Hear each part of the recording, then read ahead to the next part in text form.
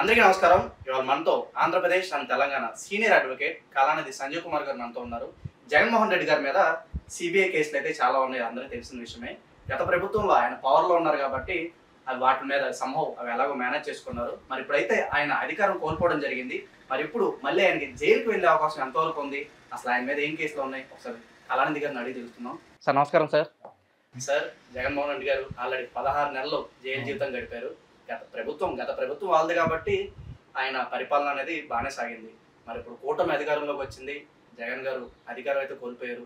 మరి మళ్ళీ జగన్ గారు జైలుకి వెళ్ళే అవకాశం ఉందంటారా? అసలు ఆయన మీద ఏమేం కేసులు ఉన్నాయి సార్, చాలా మందికి తెలియదు. ఒకసారి అంటే దీనికి అధికారం ఉన్నా అధికారం లేకపోయినా ఒకవేళ ఒక వ్యక్తి మీద ఏదైనా కేసులు ఉన్నాయి అంటే నిర్ధారణ ఏంటంటే జైలుకి పోవడం గ్యారంటీ.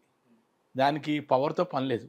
పవర్లో ఉంటే మేనేజ్ చేసుకుంటాడు, పవర్లో అయితే మేనేజ్ చేసుకుంటాడు. చట్టానికి అందరూ ఒకటే, చట్టానికి ఎవరు చుట్టం కాదు. Very clear. అది అంతమంది పివి నరసింహారావు డైలాగ్ ఉండేవాడు. కాబట్టి మరి ఈయన మీద ఎన్నో ఉన్నాయి. సరే ఇప్పటిదాకా ఆయన బెయిల్ మీద ఉన్నాడు. సరే ఇప్పుడు వీళ్ళు ప్రభుత్వం వచ్చింది, కొత్త ప్రభుత్వం వచ్చింది, దీని మీద ఏమైనా అంటే ఇప్పుడు ఓకే ఈయన కూడా మన బాబు గారు కూడా అనవసరంగా 53 రోజులు ఆయన ఏమీ లేకుండానే లోపల జైల్లోకి పోయాడు. మరి ఆయన అవి చేశారు, స్కిల్ డెవలప్మెంట్ అని చెప్పి ఏదో రకరకాలు చేసి వాళ్ళు ప్రూవ్ చేసుకోలేకపోయాడు కాబట్టి ఆయన బయటకు వచ్చాడు చంద్రబాబు నాయుడు గారు. ప్లస్ అదే కాకుండా ఆయనకు వెనకాల నుంచి మోరల్ సపోర్ట్ బాగా వచ్చింది. విదేశాల నుంచి, ఫారెన్ నుంచి అందరూ సపోర్ట్ చేశారు. ఎందుకంటే ఆయన ఏం చేయలేదు కాబట్టి. ఆయన మీద అంతకుముందు కూడా డాక్టర్ వైఎస్ రాజశేఖర్ గారు ఎన్నో ప్రయత్నాలు చేశారు. అప్పుడు చాలా వాటిలో ఆయన షేడర్ చేసుకున్నాడు. చాలా ఇప్పుడు అన్నీ అయిపోయినాయి, క్లోజ్ అయిపోయినాయి, ఇష్యూసే లేవు. ఏదన్నా ఒక వ్యక్తి మీద నింద వేసేటప్పుడు అది వెనకాల ఎవిడెన్స్ ఉండాలి. ఎవిడెన్స్ లేకపోతే దాని అప్పుడు ఏం చేయలేడు. ఇప్పుడు ఈయన విషయంలో మరి ఇప్పుడు అధికారం పోయింది. అధికారం పోతే మరి అక్కడ కేంద్ర ప్రభుత్వంలో మరి ఈ సిబిఐ, ఈడీ వీళ్ళు మళ్ళీ పిలిచి ఏమన్నా చేస్తారా అనేది చూడాలి. మరి ఏదైనా చేస్తారా అంటే నిజంగా చేస్తే అది కానీ ఎవిడెన్స్లు నిర్ధారణ అయింది అనుకోండి, ప్రూవ్ అయింది చేశాడు, మరి అప్పుడు ఏదో 43,000 కోట్లు బ్రైబ్ తీసుకున్నాడు అని ఏదో రకరకాలు చెప్పారు కదా. దాని ప్రకారంగా అతను దాంట్లో నిజంగా తీసుకున్నాడా లేదా, దాంట్లో ఆయన వరకు ఎవిడెన్స్ ఎంతవరకు ఆయన ఉంది, ఆయన జనరల్గా సంతకాలు పెట్టాడా, ఎక్కడైనా కేసులో ఇరుక్కున్నాడా, ఇవన్నీ తేలాలి. అంత ఈజీ వ్యవహారం కాదు. సరే, కూటమి ప్రభుత్వం అయితే మాది కక్ష సాధింపు చర్యలు అయితే మా వైపు నుంచి ఉండవని చెప్తున్నారు. మరి మళ్ళీ ఈ కేసులన్నీ రీఓపెన్ చేయించి మళ్ళీ ఇలాంటి పరిస్థితులు ఏమైనా కనిపిస్తున్నాయి? ఇవన్నీ అలాగే అంటారు కానీ కక్ష సాధన అంటే జరుగుతూనే ఉంటాయి. అది ప్రజల్లో మళ్ళీ కక్ష సాధింపు అంటే మళ్ళీ వ్యతిరేకత వస్తుంది. ఇప్పుడు చాలా కూటమి వాళ్ళు సెన్సిటివ్గా మాట్లాడుతున్నారు. వెనక నుంచి మరి వీళ్ళ పొద్దున్న స్టార్టింగ్ చేశారు, కొలగొట్టడం మొదలుపెట్టారుగా. అక్రమంగా జరిగిందన్నారు, ఏవో తీస్తారు, ఏమి లేదే వీళ్ళు కూడా ఏం చెయ్యరు. కాదు ఇప్పుడు కొత్తగా వచ్చిన ప్రభుత్వం కాబట్టి వెంటనే అటాక్ చేశారనుకోండి, మళ్ళీ ప్రజల కోసం మళ్ళీ వ్యతిరేకత అనేది స్టార్ట్ అవుతుంది. అలా చేయరు వీళ్ళు. ఆయన ఈయన ఎక్స్పీరియన్స్ పర్సను చంద్రబాబు నాయుడు గారు 40 ఏళ్ళ రాజకీయం ఉంది. ఎంతోమంది ముఖ్యమంత్రులు, ఎంతోమంది ప్రధానులు చూశాడు ఆయన. ఆయనకు తెలీదా ఎలా చేస్తే ఎలా అని? చూశారు కదా ఇవాళ అసెంబ్లీ ఎంత హుందాగా మాట్లాడాడు. అట్లా ఒక పొలిటీషియన్ అనే వ్యక్తి షార్ప్ బాగా అరిగిపోయిన వాళ్ళు ఉంటారు చూసారా, అలాంటి వాళ్ళు ఏంటంటే చాలా హుందాగా ఉంటారు, హుందాగా మాట్లాడతారు.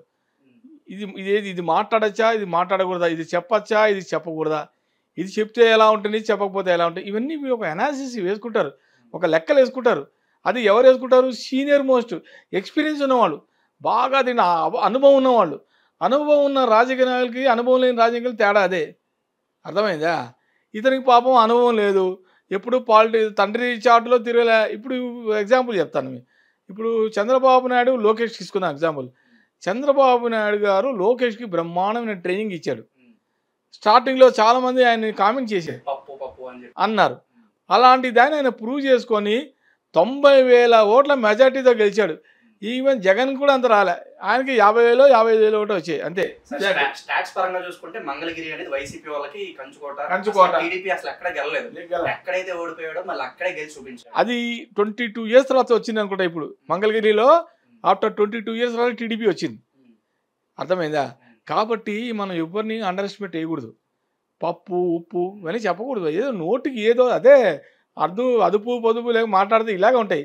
ఒక అదుపు లేకుండా బ్యాలెన్స్ లేకుండా మాట్లాడితే ఈ రకంగానే ఉంటుంది. అలాగే సార్ లోకేష్ గారికి కూడా రాజకీయ పరిణితి కానీ అలాగే మెచ్యూరిటీ కానీ చాలా వరకు ఆయనకి ఆయన అది అక్కడ యూఎస్లో చదువుకున్నాడు అబ్బా. ఆయన అబ్బాయి ఎడ్యుకేటెడ్, అతను ఎలా మాట్లాడాలో ఎలా బిహేవ్ చేయాలో బాగా తెలుసు అతనికి.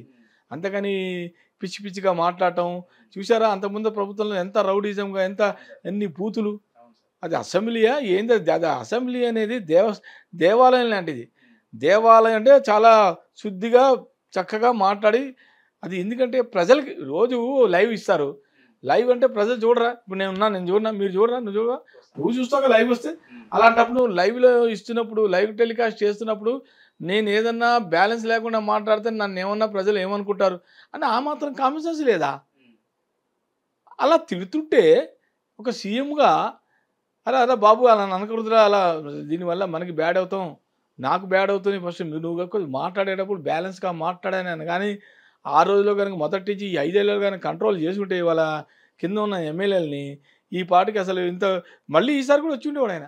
అవకాశం ఛాన్సెస్ ఉండేవి. ఇక్కడ ఎక్కడ వచ్చిందంటే వ్యతిరేకత, తిట్లు పురాణం. మెయిన్గా వీళ్ళ మినిస్టర్ల వల్లే చాలా వరకు డ్యామేజ్ జరిగింది మొత్తం. అక్కడే కదా జరిగిన డ్యామేజ్, మొత్తం డ్యామేజ్. అది ఈయన గ్రహించలేకపోయాడు. ఈయన ఇప్పుడు నేను శుద్ధి చేసుకుంటా, ఇప్పుడు మళ్ళీ శుద్ధి చేసుకుని మళ్ళీ 5 ఏళ్ళకి వెయిట్ చేయాలి కదా. ఈ మంత్రులందరూ కూడా జగన్ గారి మీద కొంచెం మెప్పు పొందాలని చెప్పి వీళ్ళు బూతులు ఇంకా ఎక్స్ట్రా డోస్. అవునమ్మా, ఎంత మెప్పు పొందినా అతను మెప్పు పొందుతున్నాడా, నన్ను పాలిష్ నన్ను మొలచెట్టు ఎక్కిస్తున్నాడా, నన్ను దింపుతున్నాడా అని ఈయనకు ఉండాలి కదా. ప్లస్ అవుతుందా మైనస్ అవుతుందని ఈయన గ్రహించాలి అది. అతను వాడు చెప్పేది ఎమ్మెల్యే తిడుతుంటే నువ్వు ఇప్పుడు ఇంట్లో పిల్లలు ఉంటారండి, పిల్లలు ఉంటే క్రమశిక్షణగా చూసుకోవాలి తండ్రి. తల్లిదండ్రుల మీద ఆధారపడే పిల్లలు సరైన దావలేదా దాని బాధ్యత ఎవరిది? తల్లిదండ్రులది. ఒకవేళ వాడు రాంగ్ రూట్లో వెళ్తే అరే బాబు నువ్వు ఇలా వెళ్ళకరా నాయన చెడిపోతావు అని చెప్పాల్సిన బాధ్యత ఎవరిది? తండ్రి అయినా తల్లి అయినా వాళ్ళు చెప్పి తల్లిదండ్రులు ఏదైనా పెంపకంలో ఉంటుందండి. ఇప్పుడు మరి ఎగ్జాంపుల్ అందుకని మరి లోకేష్ గారు ఎంత డీసెంట్గా ఉంటాడు, ఆయన ఎంత హుందాగా ఉన్నాడు. ఒక మినిస్టర్ అయినా కూడా ఒక మామూలుగా గర్వం లేకుండా ప్రజల్లో ఇప్పుడు మినిస్టర్ అయిన తర్వాత కూడా చూడండి ఎలా అతను తన ఎంతవరకు ఉండాలో అంతవరకు ఉంటుండు. కూటమి వచ్చింది. ఇప్పుడు నరేంద్ర మోడీ గారు చంద్రబాబు నాయుడు కౌలుకిచ్చుకున్నారు. ఇప్పుడు నరేంద్ర మోడీ గారికి చంద్రబాబు అవసరం చాలా ఉంది. ఎందుకంటే టీడీపీకి 16 ఎంపీలు వచ్చాయి. కింగ్ మేకరే ఆయన. ఒక్క రవ్వ ఏమైనా తేడా వస్తే అక్కడ కేంద్రంలో తేడా వస్తే ఇక్కడ బటన్ ఇలా కట్ చేసేస్తాడు. కట్ చేస్తే ఏమవుతుంది? ఇప్పుడు కుప్ప కూలిపోతుంది అని అలా చేయడు. ఈయన మెచ్యూర్డ్ సీఎం కాబట్టి అలా దేశం అది ఇంపార్టెంట్. వ్యక్తిగతంగా తీసుకోరు ఈ టైంలో. తన యొక్క ఇండివిజువల్ కోసం చేయరు. అలాంటి మిస్టేక్ ఒకసారి చేశాడు మిస్టేక్, అలాంటి మిస్టేక్స్ మళ్ళీ ఆయన రిపీట్ చేయడు. కాబట్టి మంచిగానే రిక్వెస్ట్గానే వాళ్ళకి ఇప్పుడు వీళ్ళకి ఏం కావాలి? కేంద్రంతో సఖ్యతగా ఉండాలి, ఫ్రెండ్షిప్ ఉండాలి, ఫ్రెండ్లీగా ఉండాలి, ఆంధ్రప్రదేశ్కి నిధులు తెచ్చుకోవాలి. దీని మీరే పోరాడాలి తప్పితే ప్రతిదానికి గొడవలు పడి కయ్యం పెట్టుకుంటే ఎవరికి ఉపయోగం ఉండదు. ఇలా ప్రతిసారి బ్లాక్ మెయిల్ చేసి మోడీ ఎంతవరకు ఉంటాడు? జాన్ దో భాई मैं भी कुछ का जाने दो मैं भी जाता हूं అంటాడు. मेरा ఆల్రెడీ 3 बार हो गया, मैं सीएम पीएम हो गया, बस जो करना है करो అంటాడు. जो हो गया అంటాడు. ఆయన కూడా ఆయన జాగ్రత్త ఆయన ఉంటాడు.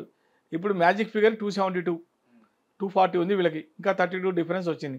ఏదో రకంగా ఎవడో ఒకరు రేపొద్దున పట్టుకొని ఎమర్జెన్సీగా రెడీ చేసుకుంటాడు ఆయన. ఒకవేళ ఇన్ కేసు ఏదైనా అయినా కూడా ఈయన కూడా అలాంటి పని చేయడు. అలా బెదిరింపులు బ్లాక్మెయిల్ చేసి నాకు ఇస్తావా అలా ఆ టైప్ కాదు ఈయన. ఒక ఎక్స్పీరియన్స్ మెచ్యూర్డ్ సీఎం కాబట్టి ఏదన్నా మన ఆంధ్రప్రదేశ్కి ఇప్పుడు మనకు ఉన్నాయి 2 ఉన్నాయి. ఒకటి ఏంటి పోలవరం, రెండవది అమరావతి. ఇవి మెయిన్ ఆయన ముందర ఉన్న ప్రాజెక్ట్స్. ఈ 2 ఈ ముందర ఉన్నవి ఇవి ఆయన ఛాలెంజ్ చేసి ఇప్పుడు అలా అంటే ఆయన హైటెక్ సిటీ కట్టాడు. ఇక్కడ జీవితంలో ఆయన ఎవరు మర్చిపోరు. ఇక్కడ ఐటీలో ఎంతమంది ఉద్యోగాలు ఆయన వల్ల బతుకుతున్నారు. ఇక్కడేంటి నువ్వు ఇక్కడ రాకపోయావు? అమెరికా, లండన్, జర్మనీ, కెనడా అన్ని చోట్ల ఆల్ ఓవర్ కంట్రీస్ వరల్డ్ ఆయన గురించి అంత సపోర్ట్గా ఆయనకి చేశారంటే ఎంత ఐటీలో ఆయన ఐటీ రంగంలో ఎంతమందికి ఉద్యోగాలు ఇస్తే ఇక్కడ ఐటీలో ఉద్యోగాలు ఇవ్వడానికి అందరూ అక్కడ సెటిల్ అయ్యారు. అన్ని అదే అదర్ కంట్రీస్లో సెటిల్ అయ్యారా లేదా? మరి ఈయన పెట్టిన భిక్ష కదా. ఐటీ రంగాన్ని హైటెక్ సిటీ తీసుకురావడమే ఈయన చేయడమే మొదటి గుడ్ చేయడం వల్ల ప్రజలు ఒక రకమైన ప్లస్ వచ్చింది.